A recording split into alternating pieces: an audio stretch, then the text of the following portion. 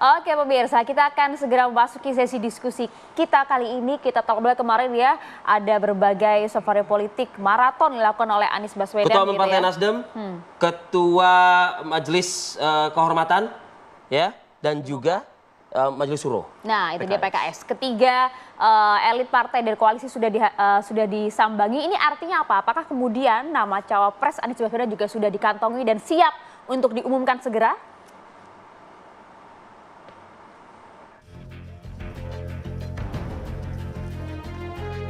Bakal calon presiden Koalisi Perubahan untuk Persatuan Anies Baswedan menyambangi kediaman Ketua Majelis Syuro PKS Salim Segaf Al-Jufri Sabtu pagi kemarin.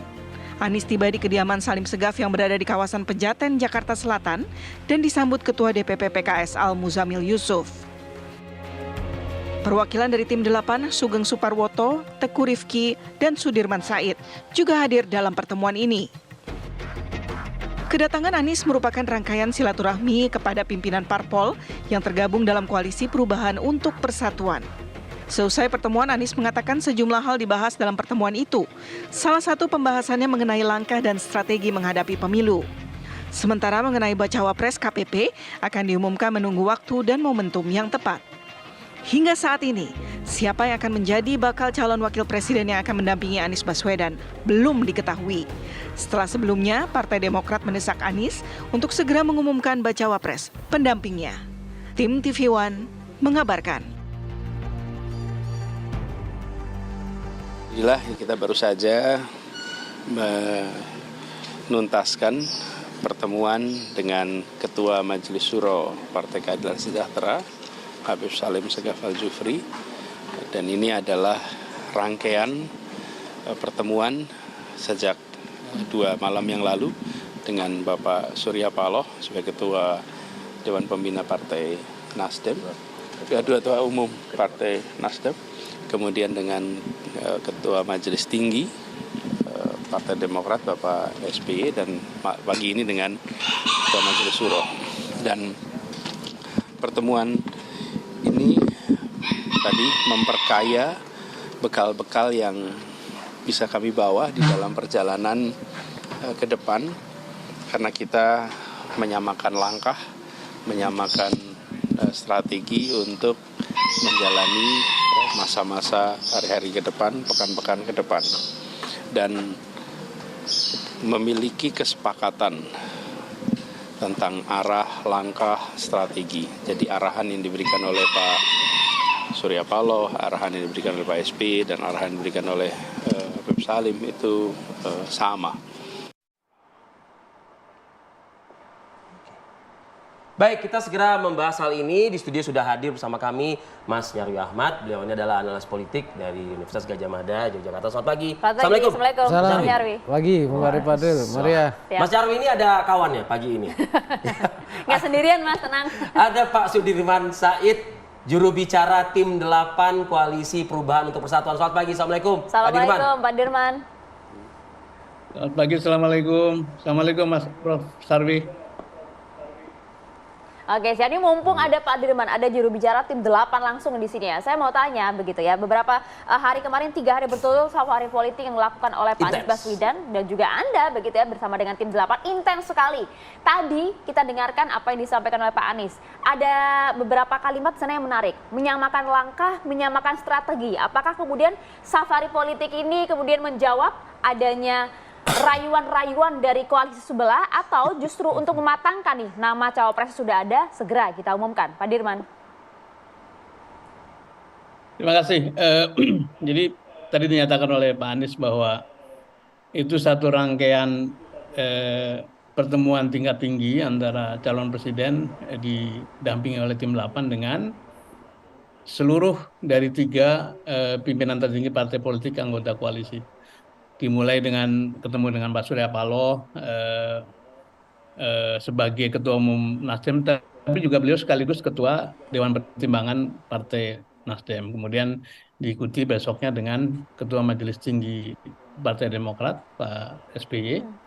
Kemudian ditutup dengan pertemuan dengan Ketua Majelis Syuro PKS.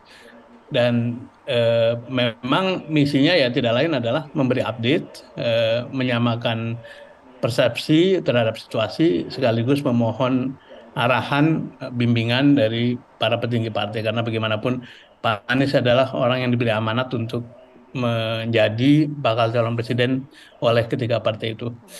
Pesan yang disampaikan kepada publik adalah ya sekaligus menyampaikan pesan pada publik bahwa spekulasi soal akan bersama dengan pihak lain, spekulasi bahwa Pak Anies akan dipasangkan dengan pihak lain itu sesuatu yang tidak ada dasarnya. Karena seluruh partai mengatakan firm calon presiden adalah Anies Baswedan, kemudian juga firm bahwa Anies Baswedan diberi kewenangan atau diberi mandat untuk memilih calon pasangannya oleh 3 partai. Kemudian kita sekarang sudah sampai pada tahap membicarakan langkah-langkah ke depan, bukan lagi membicarakan soal siapa cawapresnya, jadi apa tidak, itu sudah melewati semua. Jadi itu yang terjadi pada hari-hari terakhir ini. Tidak lagi membahas cawapresnya, berarti ya udah fix jelas AHY begitu ya, wapresnya ya Pak Dirman. Kalau namanya itu kan seperti Pak Anies katakan pada waktunya akan diumumkan, tapi prosesnya sudah berlangsung lama kan. Dari mulai nyusun kriteria, kemudian memilih nama-nama, namanya muncul dari mulai 5 nama, 3 nama, sampai akhirnya kan beliau mengatakan sudah di kantong. Nah kalau namanya sudah di kantong jangan ditip-tip, nanti kualat. Jadi biarkan itu menjadi domainnya Pak Anies dan insya Allah pada waktu hari yang baik akan diumumkan kepada publik. Saya ingin ke Mas Nyarwi, tapi sekali lagi saya tekankan sekali lagi Pak Dirman, sesulit apa sih menyebut nama AHY sebagai cawapres Anies Baswedan? Gitu loh. Kenapa harus disimpan-simpan dulu gitu? Sebetulnya bukan sulit menyebut siapapun ya, tapi lebih kepada memang inilah kesepakatan di antara 3 partai. Kita berikan mandat penuh kepada Pak Anies, kemudian kita simpan baik-baik sampai akhirnya hari yang baik diumumkan supaya semua pihak mentaati kesepakatan ini. Jadi ya nanti kalau kita ketemu berdua bisik-bisik boleh aja, tapi di publik kita nggak boleh menyebutkannya. Oke. Jam berapa ya Pak Dirman? Jam berapa Pak Dirman? Tapi nama ini nggak disangkal ya Pak Dirman Japri ya? boleh Japri gitu. Japri. Oke siap. Mas Nyarwi. Piye iki Mas Nyarwi?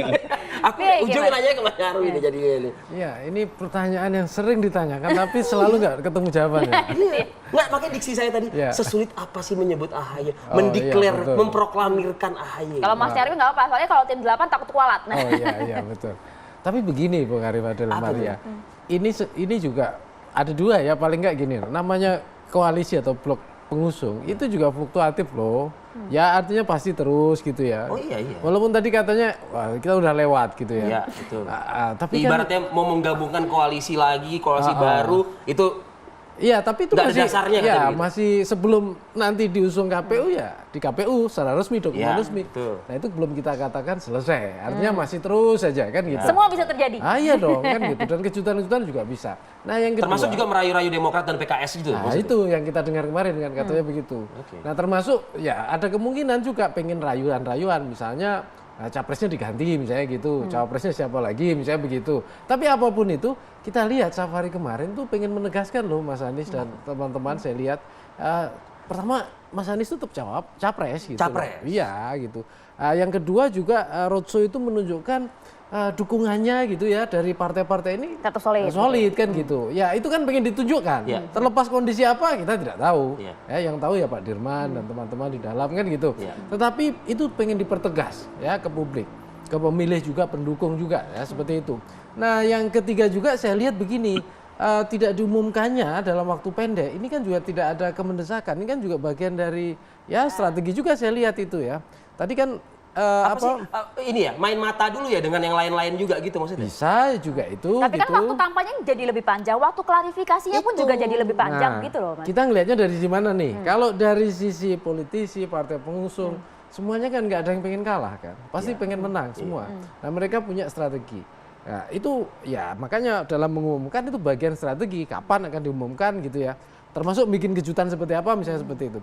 Tetapi bagi pemilih ini lain lagi kan gitu.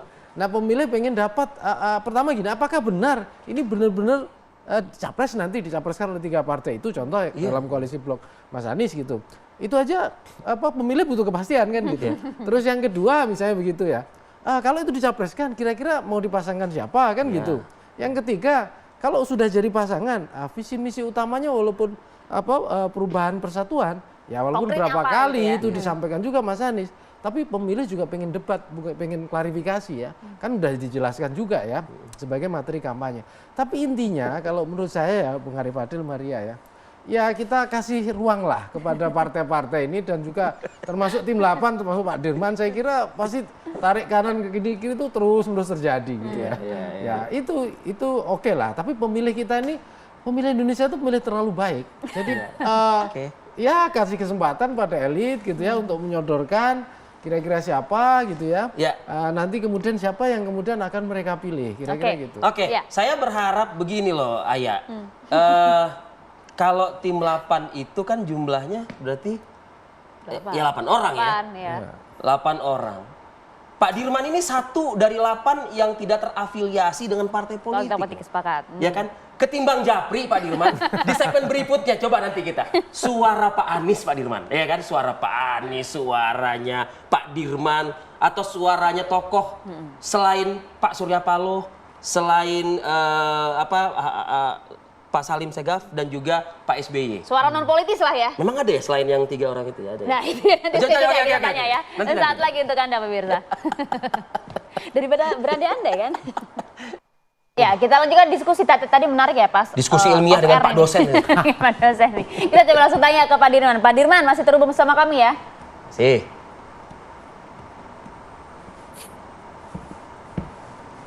Pak Dirman, halo. Halo, masih? Nampaknya, sudah jelas nih. Oke, kalau begitu jadi begini Pak Dirman, menjawab tadi pertanyaan yang agak menggantung gitu ya. Kalau ini pernyataan tanpa perhitungan politis gitu ya, apa sih kemudian suasana hati dari Pak Anies begitu? Kenapa kemudian namanya sudah ada? Pertimbangan apa untuk menahan ini? Strategi apa yang sedang dibuat begitu loh?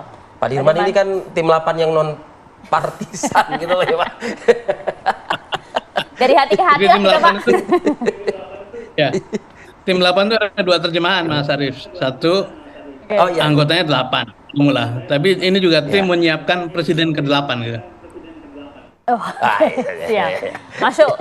Masuk ya.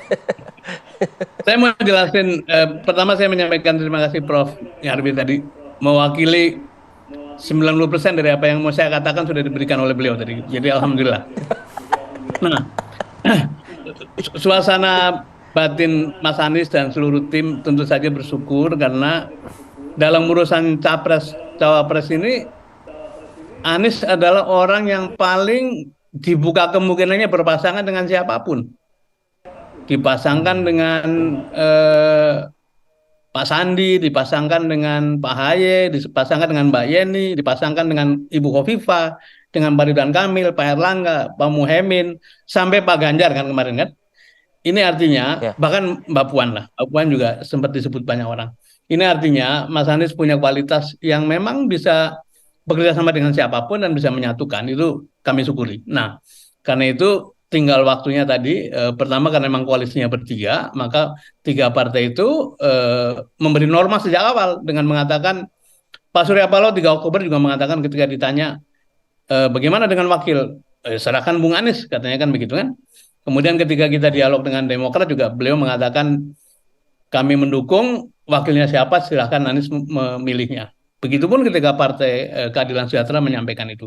Nah, norma ini menjadi satu pegangan dengan maksud supaya tidak ada deadlock. Dan alhamdulillah proses itu berjalan, kita kerjakan, kriteria disusun, diumumkan pada publik, kita pilih-pilih, dan akhirnya saya katakan tadi, Mas Anies sudah berkali-kali mengatakan ada di kantong saya. Jadi kita sekarang sudah tidak lagi pada tahap memilah-memilih, tapi memang sudah bersiap-siap. Ibaratnya mau menikah itu ya tinggal menyiapkan gedungnya gitu ya, menyiapkan ubur rampenya, kemudian nanti bikin pesta dan pada waktunya kita sampaikan pada publik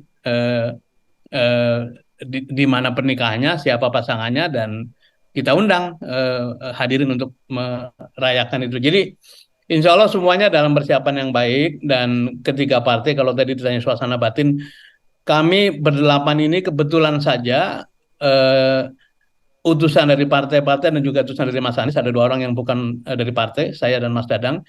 Kebetulan ketika mulai diskusi ini chemistry-nya nyambung, jadi sangat menikmati proses yang terjadi selama setahun ini. Bahkan kita terbiasa berdiskusi dengan terbuka, dengan keras, tapi ujungnya adalah memang kita ingin menjaga supaya koalisi ini utuh sampai pada tujuan, bukan saja berlayar mencalonkan Anies dan pasangannya, tapi juga memenangkan pemilu ini untuk memberi suasana baru bagi Republik Indonesia. Demikian Mas Arief dan Caca. Kehati-hatian mendeklarasikan wakil Anies Baswedan, apakah juga mempertimbangkan ya posisi urutan ketiga Anies saat ini di sejumlah lembaga survei begitu Pak Dirman? Karena khawatirnya diumumkan sekarang, di saat yang lain juga belum mengumumkan, justru malah akan semakin memperparah gitu kondisi peringkat saat ini.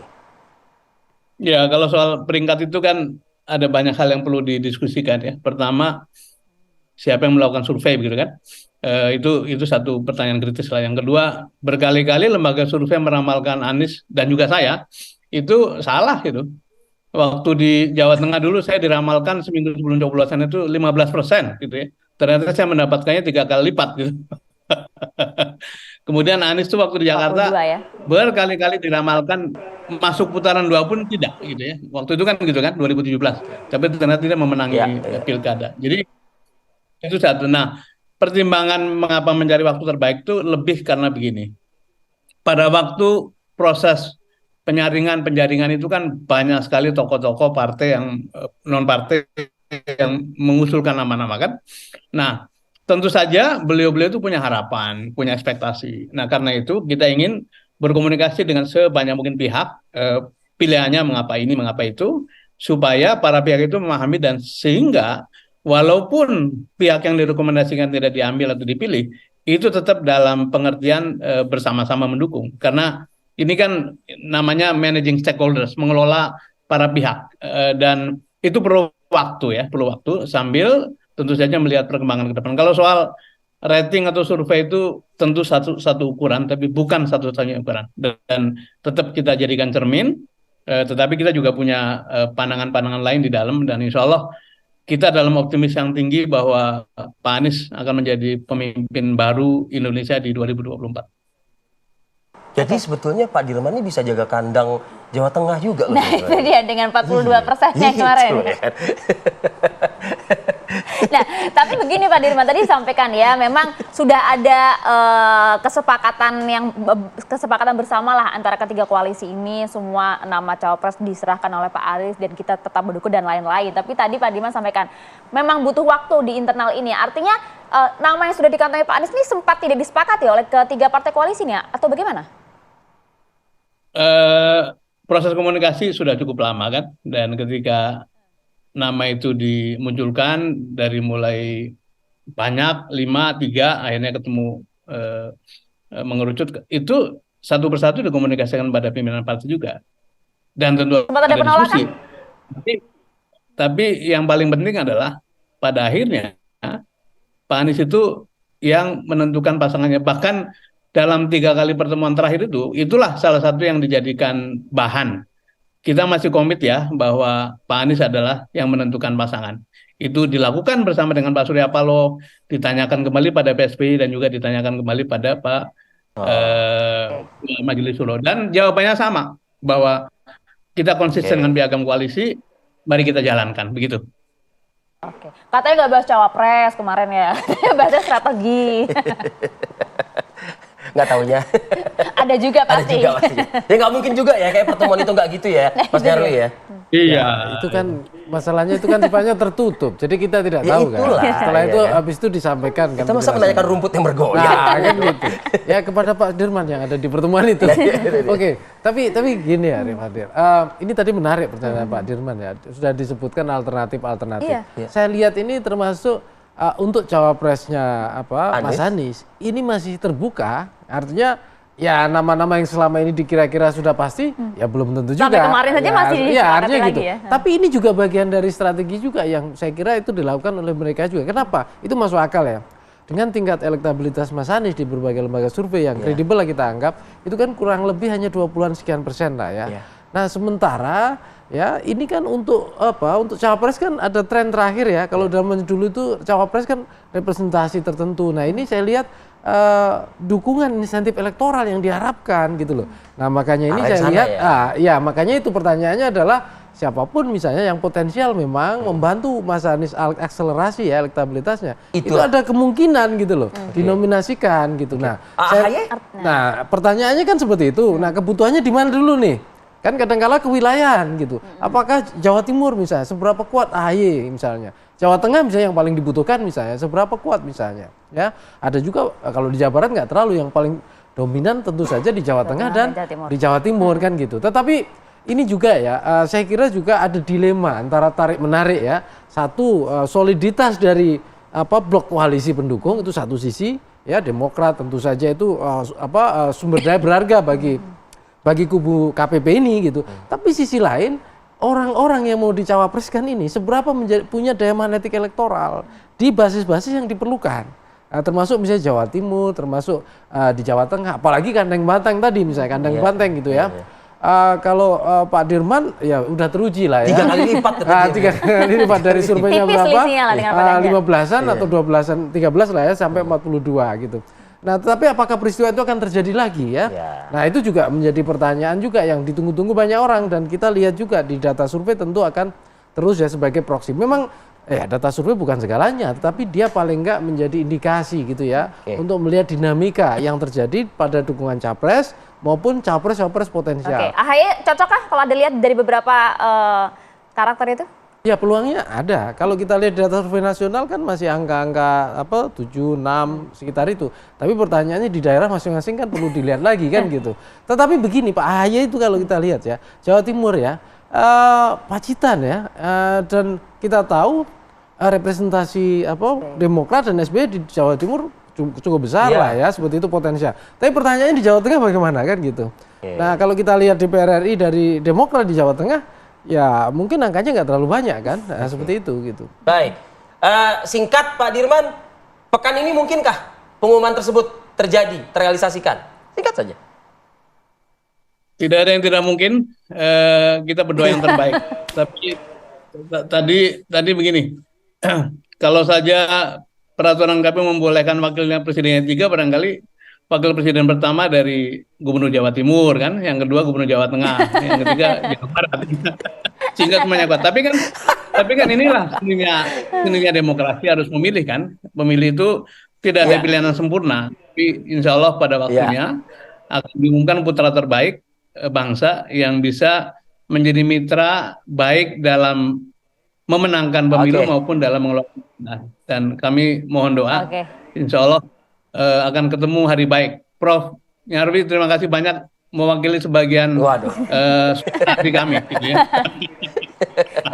Tim 9 gitu. Mewakili hati. Pak Dirman, terima kasih Pak waktunya Pak. Akhir pekan ini kami ganggu waktunya. Akhir pekan, terima kasih banyak. Terima kasih. Iya. Terima kasih. Terima kasih.